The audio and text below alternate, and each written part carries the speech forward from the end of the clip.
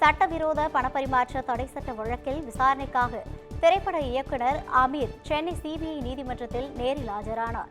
போதைப்பொருள் கடத்தல் வழக்கில் கைது செய்யப்பட்ட ஜாஃபர் சாதிக் சட்டவிரோத பணப்பரிமாற்றத்தில் ஈடுபட்டதாக கூறி அமலாக்கத்துறை கைது செய்தது. சென்னை சிபிஐ சிறப்பு நீதிமன்றத்தில் தாக்கல் செய்யப்பட்ட குற்றப்பத்திரிகையில் ஜாஃபர் சாதிக், அவரது மனைவி அமீனா பானு, சகோதரர் முகமது சலீம் மற்றும் திரைப்பட இயக்குநர் அமீர் உட்பட 12 தனிநபர்களும் ஜாஃபர் சாதிக்கின் பட தயாரிப்பு நிறுவனம் உள்ளிட்ட 8 நிறுவனங்களும் சேர்க்கப்பட்டுள்ளன. இந்த வழக்கு கூடுதல் சிபிஐ சிறப்பு நீதிமன்ற நீதிபதி எழில் வேலவன் முன்பு விசாரணைக்கு வந்தது. அப்போது அமீர் உள்ளிட்ட குற்றம் சாட்டப்பட்டவர்கள் நேரில் ஆஜரானர். இதனையடுத்து வழக்கு விசாரணை பிப்ரவரி 7ஆம் தேதிக்கு நீதிபதி தள்ளி வைத்து உத்தரவிட்டார்.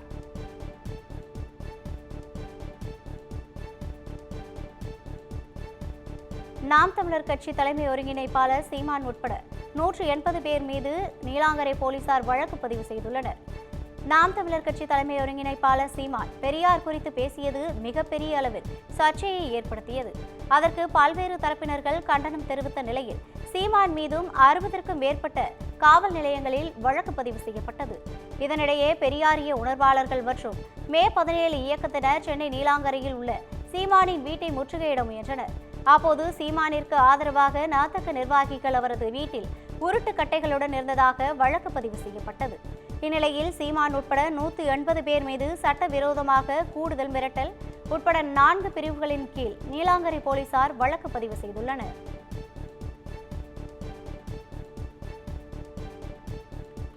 ஆம்ஸ்ட்ராங் கொலை வழக்கில் கைதான ரவுடி நாகேந்திரனின் சகோதரி மற்றும் மைத்துனரை போலீசார் கைது செய்துள்ளனர்.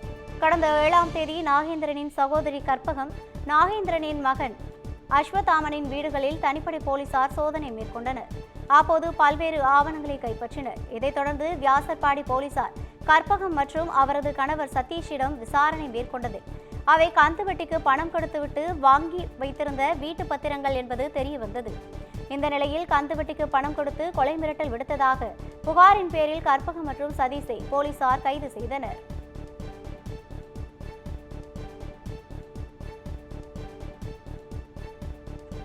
சேலத்தில் அரசு அனுமதியின்றி பொதுமக்களிடமிருந்து பணம் வசூலித்து அதிக வட்டிக்கு திருப்பி செலுத்தி வந்த அறக்கட்டளை நிர்வாகிகள் 12 பேரை போலீசார் கைது செய்தனர்.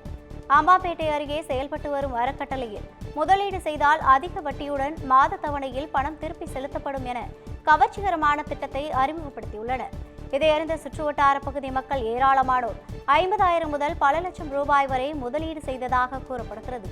இந்நிலையில் அறக்கட்டளை நிர்வாகிகள் திருமண மண்டபத்தில் பொதுமக்களிடம் பணம் வசூல் செய்யும் நடவடிக்கையில் ஈடுபட்டுள்ளனர். இதுகுறித்து பொதுமக்கள் அளித்த புகாரின் பேரில் போலீசார் சோதனை மேற்கொண்டதில் மோசடியில் ஈடுபட்டது தெரிய வந்தது.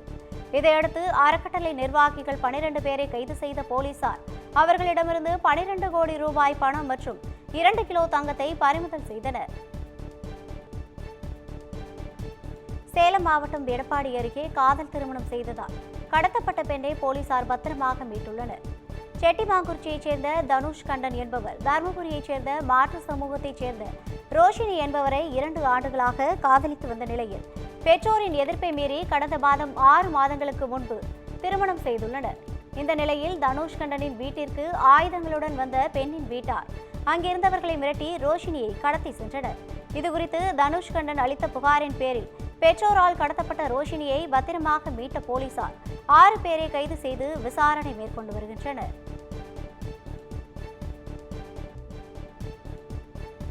ராணிப்பேட்டை மாவட்டம் நெமிலி அருகே இளைஞர் தீ வைத்து கொல்லப்பட்ட சம்பவத்தில் உடலை வாங்க மறுத்து உறவினர்கள் 2வது நாளாக போராட்டத்தில் ஈடுபட்டனர்.